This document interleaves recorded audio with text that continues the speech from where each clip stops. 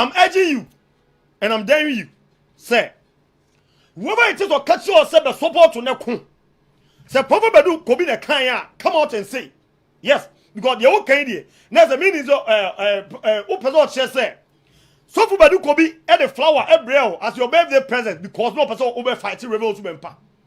Come out and prove to us. It's simple.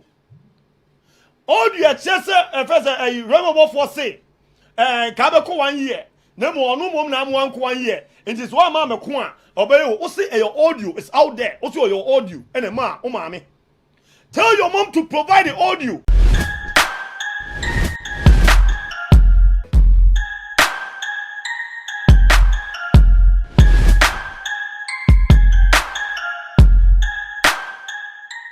Mema Omaiga na fo nyina akwaba ediba eye fidi kese so mwa modoba mu piesie na natili na ene so masambeje makonya kese ewo attention TV so ensembe na etwagu ewo social media so amede ebabesom memamfo pamocha wa subscribe channel no emma me na mo share videos no across all the social media platforms so efa emma mesa na mo like page no so what I say na the comments no so etai etwe fefefe ede amamesa eye mame Agradaa kunu ede nsem bi ababeto abonten mumenko na mumenko tie nsem a ode abeto abonten emba asamuba hey in a demonstration one year yes eno mbo de beye sane mani nyina ejidima because social media because that time no say kwa metie nsima nka video be show say 3 billion o che no ka wonye da I'm telling you but social media hype and the social media game you know and the push you ma be here in the moment I hear that video no pet no more money set it up nyam nam kan they came out to say it say no omu that video no omu say kai daddy ometu aye bibia ma adwuma na fa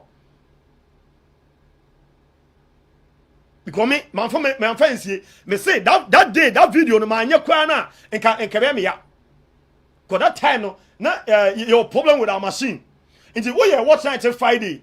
But me prayers here benya way because video no about I think Tuesday or something. And I'm be a program no Thursday on social media say. But me video now what want e dia be 12 on no. Start 3 billion no can advertising on check wa so da. Me I was the one to say it in the social media. We pa unko no check it say me boa. Me kind of point blank say advertising. Just to entice people to come to the church. And they also saw say advertising away.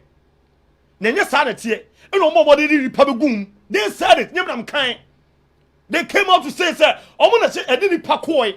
Ampa, hobby, no more court. Now, we did pako, and you be on your quarter. Videos about one tier, court premises for, yes, GNG4, and ye, more target, no comb, and no more corner. They were there. I bet you, any police for a meeting, and no, it do maybe come any brave police force. Say, if indeed, only will be meeting, not those people. Because we are all Ghanaians. We are all Ghanaians. But they didn't name. Say that time when they so much. Because they went to Rev Obofour. Yes. If you don't know, go and check. They went to Rev Obofour. To that time, Rev Obofour they so much young. That time not so much. They went to him to beg for support. Yes. They went to him to beg for support. Is that time Bishop Ofoyata so much because they went to him as well to beg for their his support. Yes. And unya nanche. Edidi ma fine. Yemu bi media me ba ma be kan say de tie na imra no de tie because anya bia no I didn't eba na me tie ase na mabusa lawyer bi say I didn't say de tie no a mu na me be program. At the point in time people were raising concern. That's the moral concern. And I'm saying that you come run away. Let's jump into moral concerns of people as well. Me started say moral concern program. Hey, Jimmy Fobi to social media and TV that. And I'm saying how? By no way. Media mamnya madi. Hey, mamina maniska. Hey, na mamina maniska. Obi kwa tweet say no. Agradaa them. Obeko 15 years. And at the end say ya I can't say ya. But nyawo na me hwe. Me nyawo na me hwe.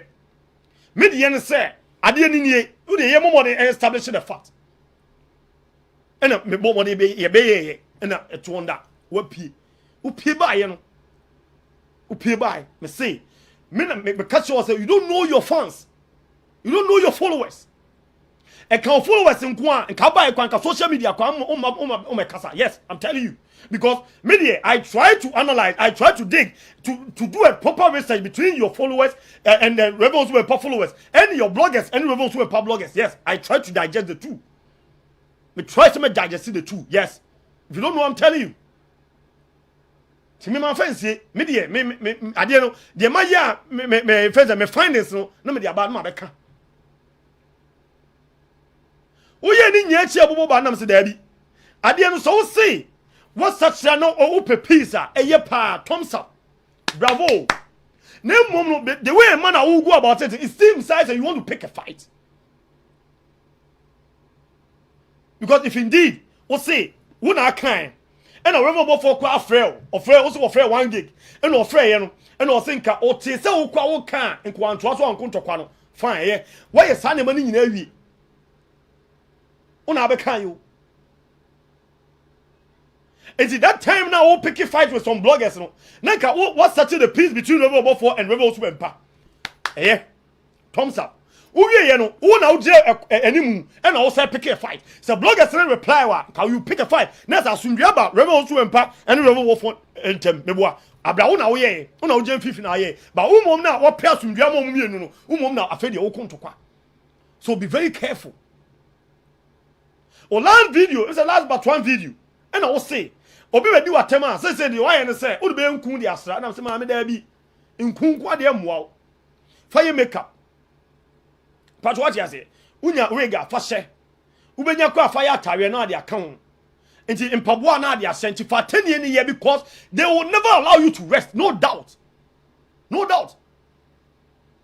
Someone on pewasem, someone a ochiu, someone ope owuo no, and found say be a send pando we also empa, but no send pando will never allow you to rest. It's as simple as ABC. Mesama obi bia akwaba biem ediba eye attention TV so pamocho mo subscribe channel no ema me na mo share videos in across all the social media platforms so emfa ema mesa na mo like page ne so emfa ema me na mo fa mo comment no entitle emfa embra sa makra mo that's ne sign we share attention TV so